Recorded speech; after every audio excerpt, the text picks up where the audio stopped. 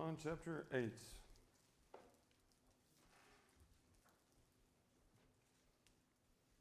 So reading in verse 37, John chapter 8, verse 37. I know that you are the offspring of Abraham, yet you seek to kill me because my word finds no place in you.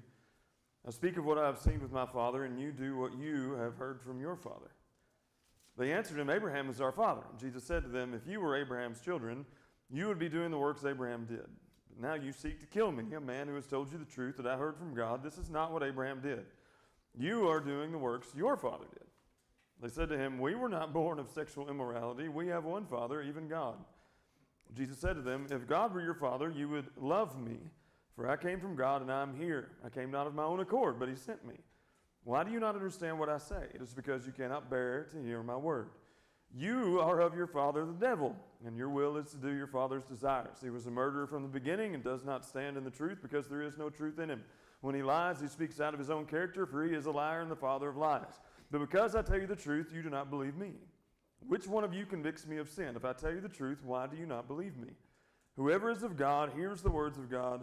The reason why you do not hear them is that you are not of God. Some of those passages where you've probably read it a few times, and I've read it a few times. There are so many things in this passage that I did not realize until I started studying it today. So I want to just preface it with that. There are some very interesting things that happen in this conversation. On Wednesdays, we've been looking at how people responded and reacted to the truth about Jesus, who Jesus said he was, that he was the bread that was from heaven, that he was not of this world, that he was the Son of God, that he was equal with God, that he was the only light, all the things that he has told these people multiple times. And then what he spoke concerning the lives of those who were listening when it came to his teachings, when it came to his rebukes and his corrections and his promises. We've looked at all the reactions of people who've encountered Jesus face to face in a conversation, in a sermon, in whatever you want to talk about when it comes to him gathering these people together and speaking the truth. And last week we saw how this very Jewish audience reacted when Jesus said a famous verse that we know very well, that you shall know the truth and what? Truth will set you free. Now, we see that verse as an encouragement. We use that verse as an encouragement. Not so much for this crowd of Jews. They got a little upset whenever Jesus said, you should know the truth and the truth will set you free, because Jesus implied that they were not free. In fact, he stated very plainly that they were what? You know, if you're not free, you're a slave to something. So they got upset when Jesus said, you should know the truth and the truth shall set you free, because they thought they were free already. And they even defended themselves to Jesus as he was talking to them, saying, we're the offspring of who? Satan. What? Satan. Well, that's what Jesus said, but what did they say? But we're the offspring of Abraham. We have never been enslaved to anyone. So when Jesus said, you shall know the truth and the truth shall set you free, they did not react very well to that statement, because they saw themselves as free already. They saw themselves as children of Abraham, and they were free no matter what Jesus was going to tell them, because they were descendants of Abraham. But Jesus tells them pretty point blank, everyone who continues to sin is a slave to sin. Everyone. Didn't matter if you were a descendant of Abraham or if you weren't. If you continued to commit sin, you were a slave to that sin. If you continue to sin, you're a slave. And to summarize, only the Son of God can set you free. Does not matter if you're a descendant of Abraham, because if you don't have the Son of God, you're still a slave to sin if you continue in sin. Abraham cannot save you. Jesus can. Abraham cannot set you free.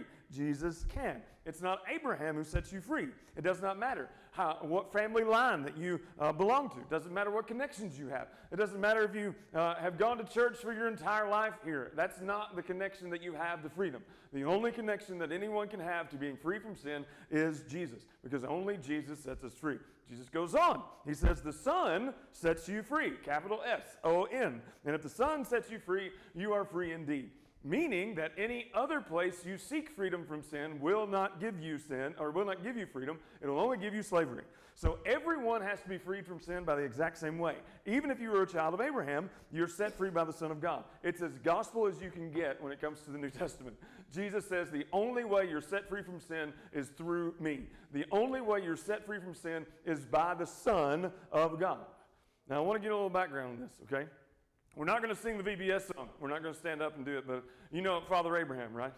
Father Abraham had many sons, and many sons had Father Abraham. And one of them, so are you, so let's just praise the Lord.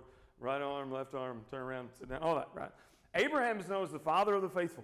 Abraham is known as the father of faith. Now, when he received that promise, there's a little irony to that, because Abraham was not a what yet?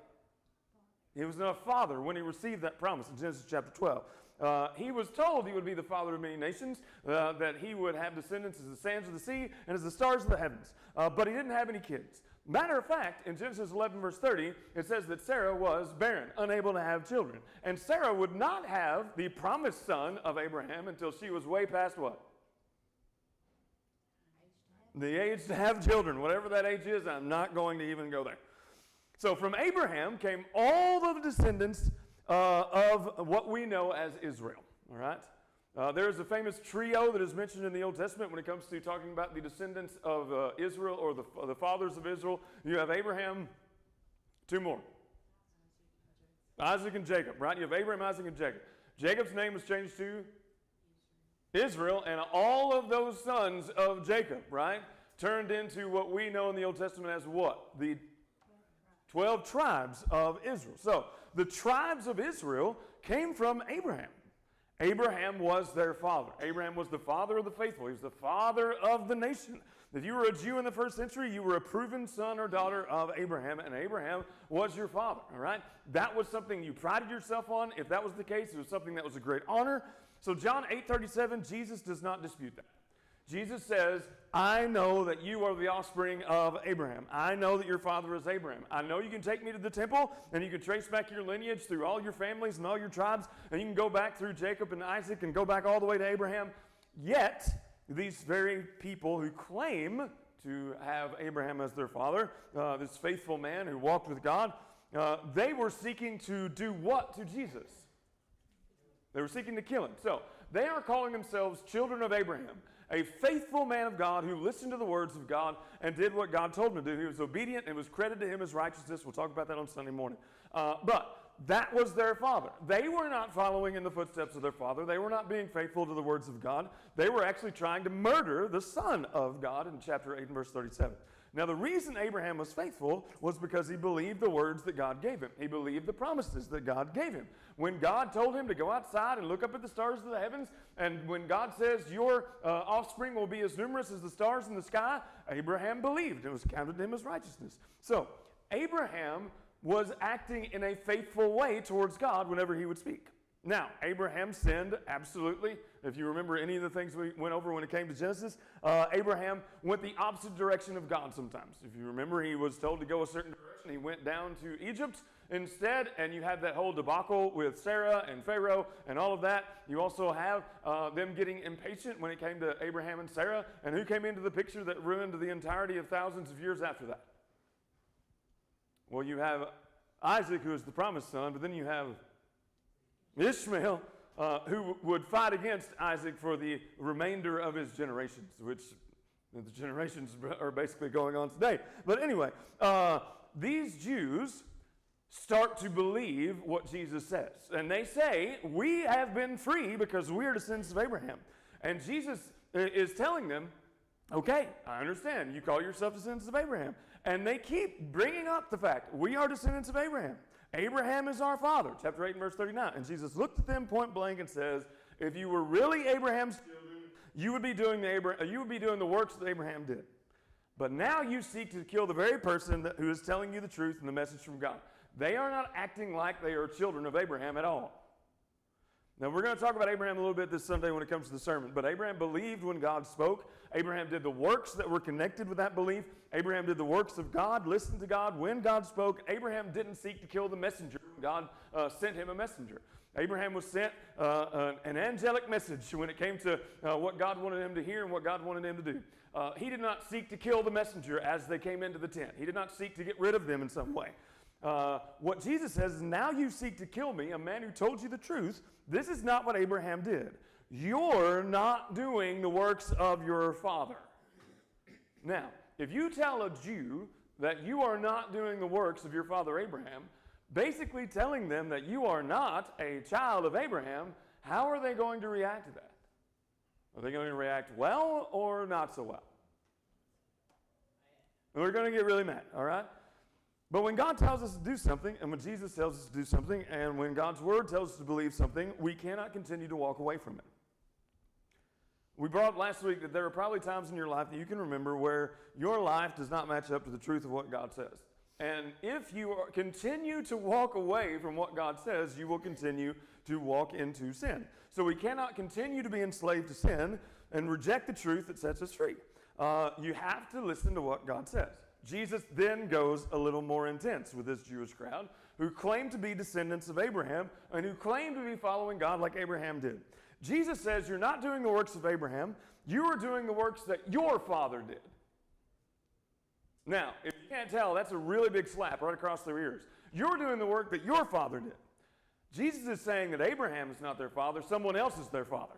Now, he went from implying that Abraham was not their father to saying, Abraham is not your father because you are not acting like Abraham. Someone else is your father, not Abraham.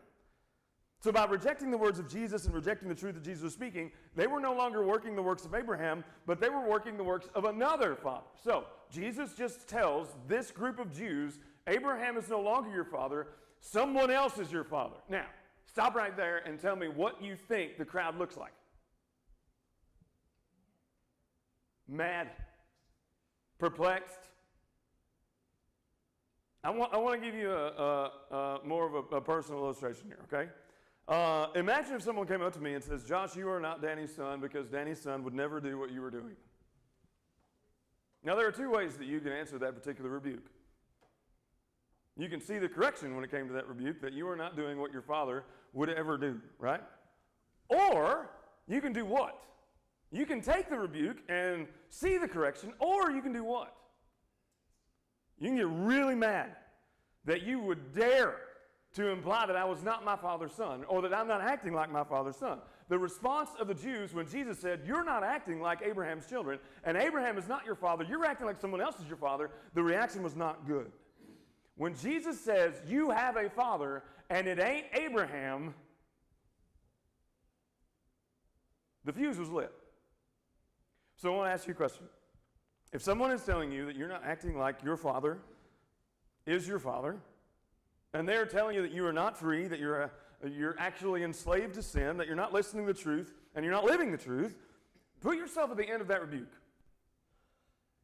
You've just been told point blank, who you say is your father is not your father. You are not following the truth like you're supposed to. You're not listening to the truth like you're supposed to. How do you respond to that rebuke? And see if you may empathize with what the Jewish people say next. If you were just given that correction, what would you be speaking to the messenger? Now you might say, I would see the correction and I would try to follow Jesus. That's the right answer. But what's our human side deep down really want to do? To do something to the messenger. Once again, you've been corrected, you've been rebuked, the very core of your life and your values and your belief have been challenged, and now you've been told that you are not even acting like you were born of your father. You're defensive already when Jesus says, you are not Abraham's children. You are acting as if you were born of another father. So you're already defensive by somebody saying that. You're angry that someone would have the audacity to challenge those precious truths of your life that you've come to believe about yourself and the connections you have made when it comes to Abraham being your father. What do you do to the messenger? Well, one of the things that we might do to the messenger if we don't take the correction is we begin to insult and ridicule the messenger. Now, I want you to look very closely at what is said in the next verse in chapter 8 and verse 41. I've never seen this before. John chapter 8 and verse 41. I've glossed over this and glazed over this and never done a deep dive into it, and it makes so much sense now. After this ridicule from Jesus, all right, that they are not acting like Abraham's children and that Abraham is not their father is someone else, what they say back to Jesus is this: we were not born of sexual immorality. We have one Father, even God. They were saying that about Jesus, the sexual immorality part. They were saying that about Jesus. This group of people that were speaking up are implying that Jesus was born out of an immoral relationship between Mary and another man. Since Joseph already said he did not know her. Now remember, family lineage is a big deal when it comes to the Jews. Where you came from and your family history is known by everybody. And there were a bunch of rumors that were flying around about where Jesus came from. So break this down for me. If you do not believe that the Jesus who stands before you was miraculously conceived by the Virgin Mary, what do you believe about him? He's not the Messiah, but what do you believe about where he came from? He's messing around. Somebody was messing around, and that's how you came about. That is crazy. Jesus is standing in front of them, and they send a missile of insult right at him. Not only insulting him, but insulting Mary, his mother.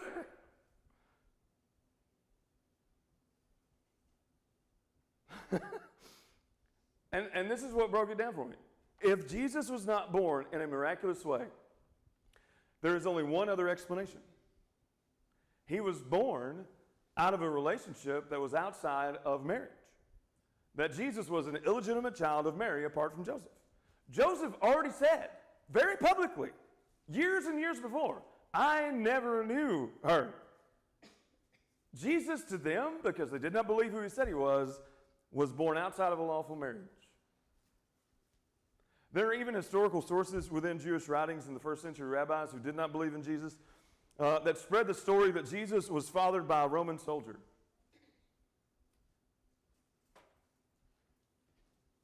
Now, if Jesus, by this crowd, was fathered by a Roman soldier, what would that make him as far as the next insult that they're going to say? That would make him, like the next insult, not a pure blood. That would make him a what? Starts with an S. A Samaritan. And guess what the next insult's going to be? We know you're a Samaritan. You must have a demon. You ever wonder why they bring up the Samaritan part? Why would they call him a Samaritan? You look back and you see, they say, we were not born of sexual morality like you. God is our Father.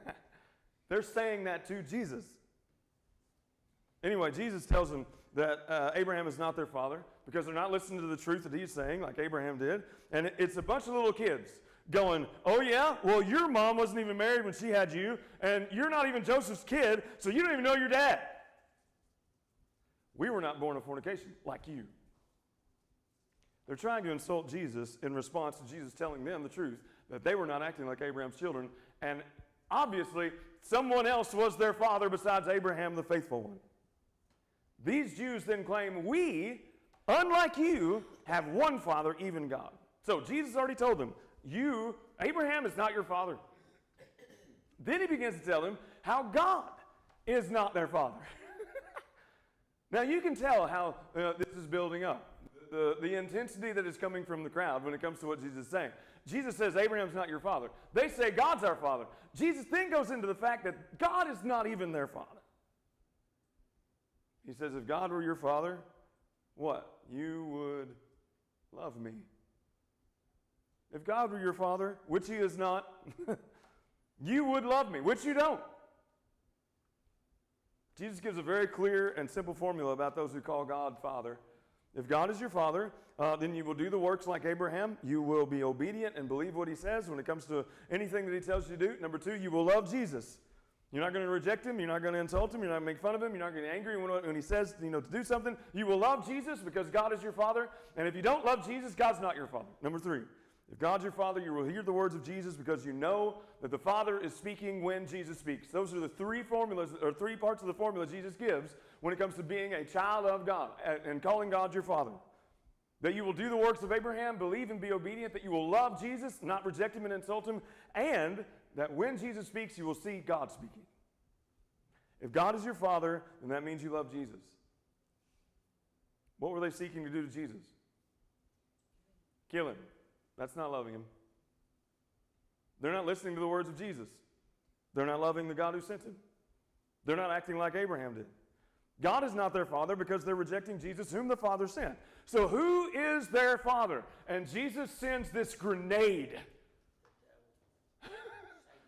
They're already upset because Jesus says, Abraham's not your father. Then they say, well, God is their father. And Jesus says, no, he's not. Then he sends a grenade in verse 44. You are of your father, the devil.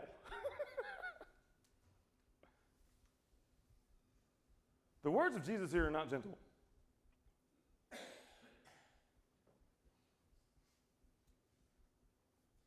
Those who love Jesus and listen to Jesus, those who obey Jesus, can call God their Father. All others, no matter the religious background, cannot. If anyone rejects Jesus, they are not of God. So give me the opposite. If anyone rejects Jesus as God, who are they following as their Father? Point blank. Just clear it all up. Anyone rejects Jesus and doesn't believe that he is who he says he is not following God as their Father. They're following someone else. It's either or. Either you follow God as your Father and you believe that Jesus is who he says he is, or you're following who? You're following the devil. Point blank. Clear as crystal. Boil it all down from Jesus' language. If we follow God as Father, we love Jesus. If we don't love Jesus, then we're following another father, the devil. That's pretty point blank, isn't it? It is the essence of the devil to oppose Christ. It is the essence of the devil to reject who Jesus is and what Jesus speaks. Jesus goes further. Abraham did not desire to murder anyone when it came to the message that God gave him. God does not desire murder to be something that happens. If Abraham is your father, you're not going to go murder. If God is your father, you're not going to go murder. What were they seeking to do? To kill him. Who desires murder? John 8:44 gives you the answer. You are of your father, the devil. The only one they can call father is the one who desires to murder. The only one they can call father is the one who desires to lie. They are of their father, the devil, because he was a murderer from the beginning. And what does he speak? Lies. This is not an essay about Satan. This is an explanation of how their action is revealing who their father is. The desires of Satan are to murder and lie. They are following those desires. They want to kill Jesus, and what did they just say about Jesus when it came to his mother? They spoke a public lie about Jesus. We did not come from fornication. You did. They just spoke an out-and-out lie about Jesus. They believed that lie, but they spoke it nonetheless. That he was not a miracle from God, that he was not conceived by a virgin, that he came into existence because Mary sinned in some way.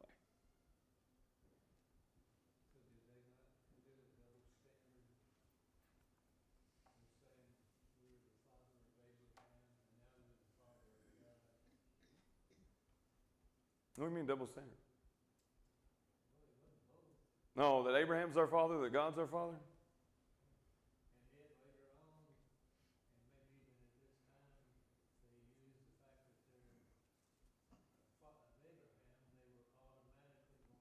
Yeah.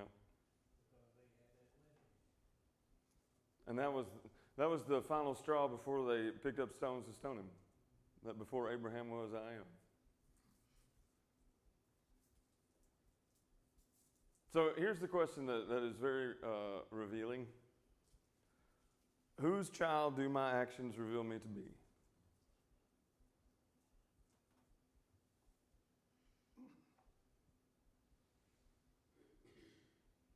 Now, if we take those two things that we just talked about, murder and lying, we look at murder and go, well, I'm good.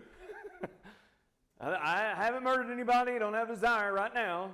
Maybe later, but not now to murder anybody. But do you remember what Jesus spoke about the whole murder deal? Matthew chapter 5, Sermon on the Mount. Whoever is angry with their brother without cause has committed this sin against them. Whose child do my actions reveal that is my Father? Are you truthful?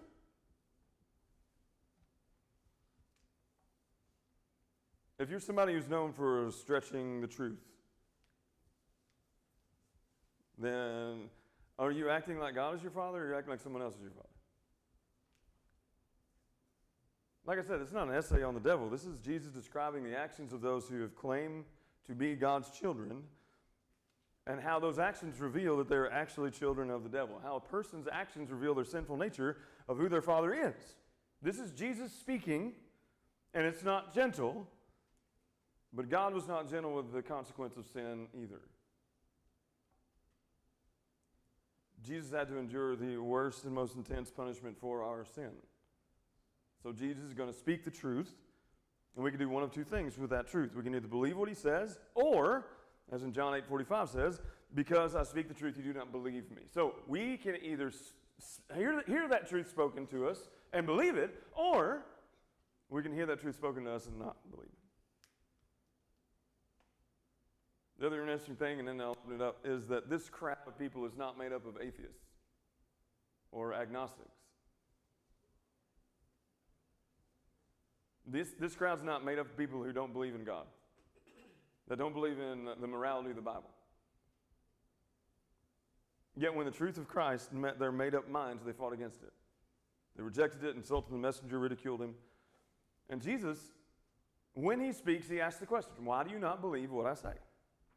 And it's a valid question. When Jesus speaks, why do we not believe what he says?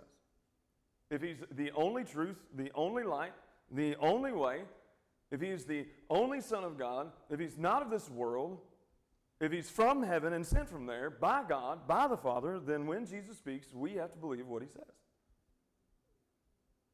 If God is our Father, we believe what the Son says. If God is our Father, we desire what God desires. We don't desire to murder like these people wanted to do Jesus. We don't desire to lie like these people spoke about Jesus. We desire to show the Father that we love the Son by believing and obeying what he says.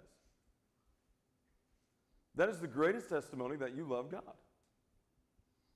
is that you love who God sent. You love God because you love the one that God sent. So, we got like 10 minutes. I didn't give you any time last week, and I'll give you more time this week.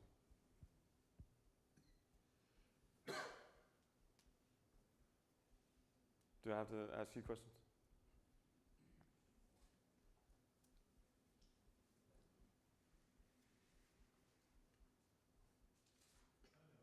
Yeah.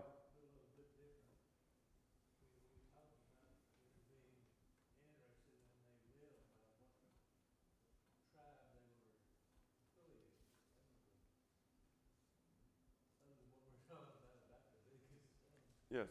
So AD 70, Rome comes in and there's no tabernacle anymore, and all these roads and things are burned. Yep.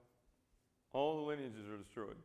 Did they try or start another whatever? I don't know. I don't know historically what happened to the lineages after that. Both north and south were captured.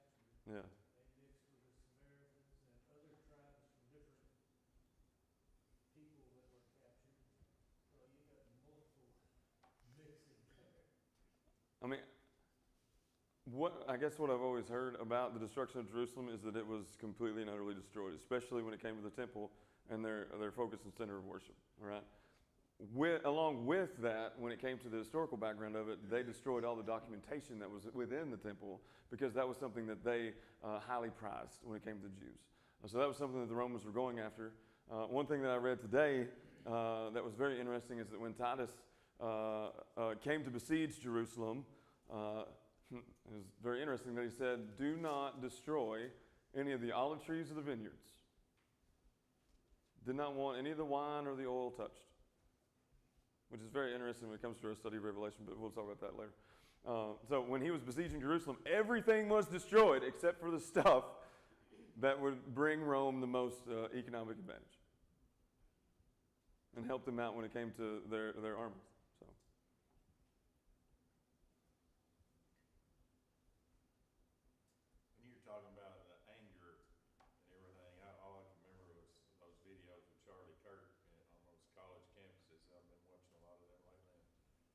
just seeing the anger and Yep. hatred toward him just because he was explaining to them what's right, and trying Yeah. to talk to them about it, and they would just get mad, Yep. and you could just see the anger in them.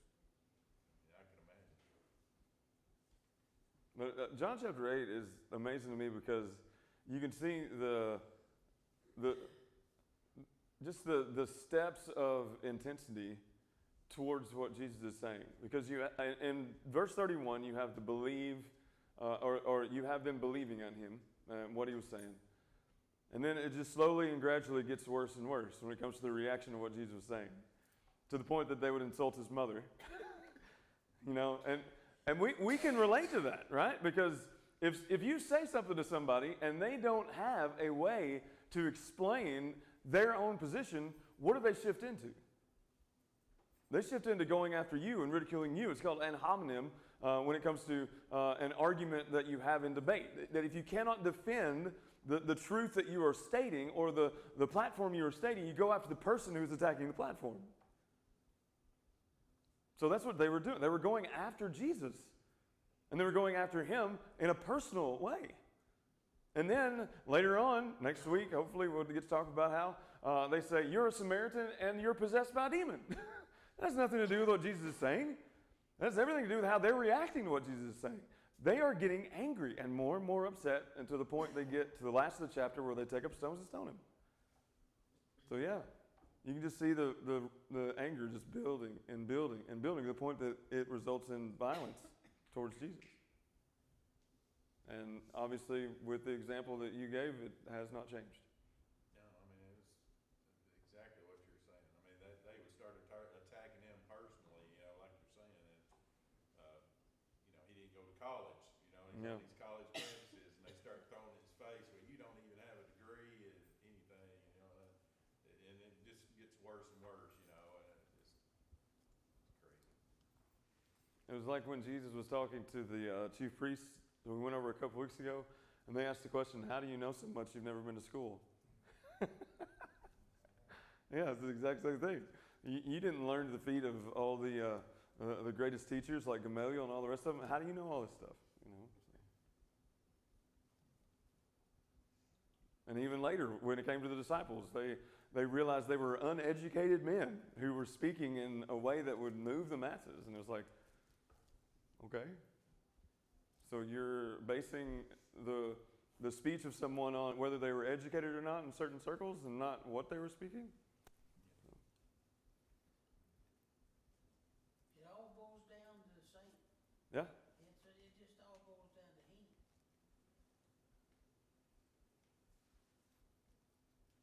There's no other way to explain it. No? He's behind all the murders and lies and everything destroying this world. It's just very, very clear how Jesus says who your Father is. If God is your Father, you will listen to Jesus. And that's it. You will love Jesus. You will listen to his truth. If God is your Father, most simple thing, you will listen to Jesus. If someone else is your father, you won't listen to Jesus. Now, the Jews of that crowd, that included the Pharisees and the Sadducees and the other important people that thought they were important, they weren't just defending Abraham. They were defending, like I said last week, thousands of years Uh-huh. of tradition and their legalism and their inserted traditions that man and the devil had caused them to cross into those areas where they were requiring the people to do things that were not even in the law. Yep. And they didn't realize that they were a slave to the law of sin and death.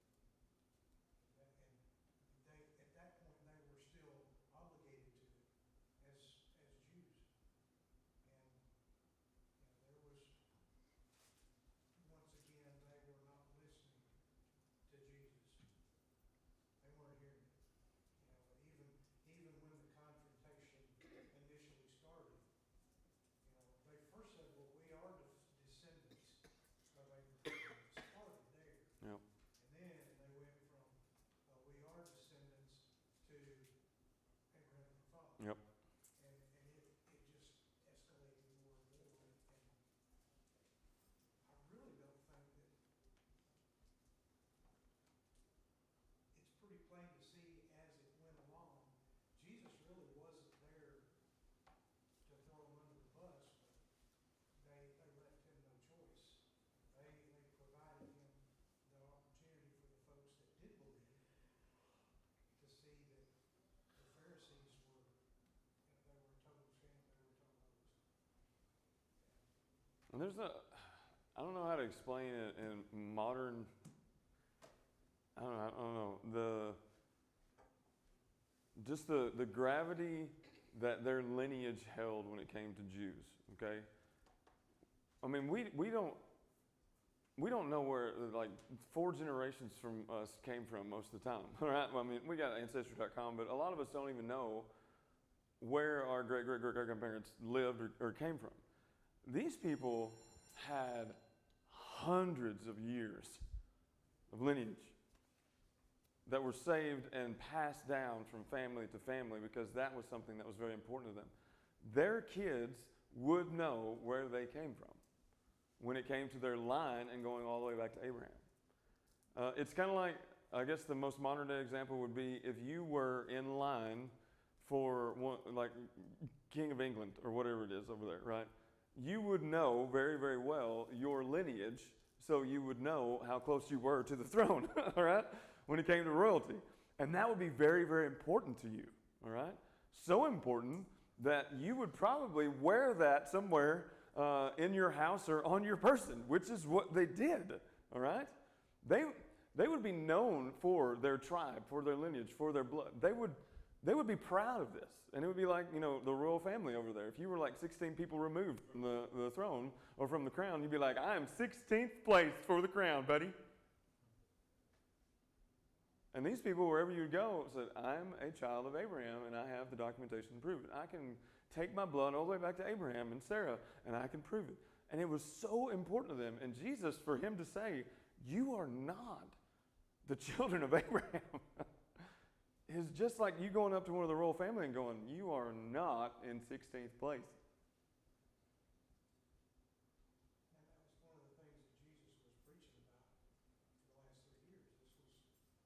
This was his plan to show the Jews that, okay, at one time and under the old law, you were the chosen children of God. You were, every descendant of Abraham was the chosen child of God. But, and even though you could prove that descendants, you know, you descended from Abraham, now he was saying that's not going to matter anymore. Yeah. It's, And the only thing that matters is him. it doesn't matter. So 4,000 years of history Yeah. and tradition, and it doesn't matter anymore. That's a rough pill to swallow. All right. We'll try to close out John chapter 8 next time.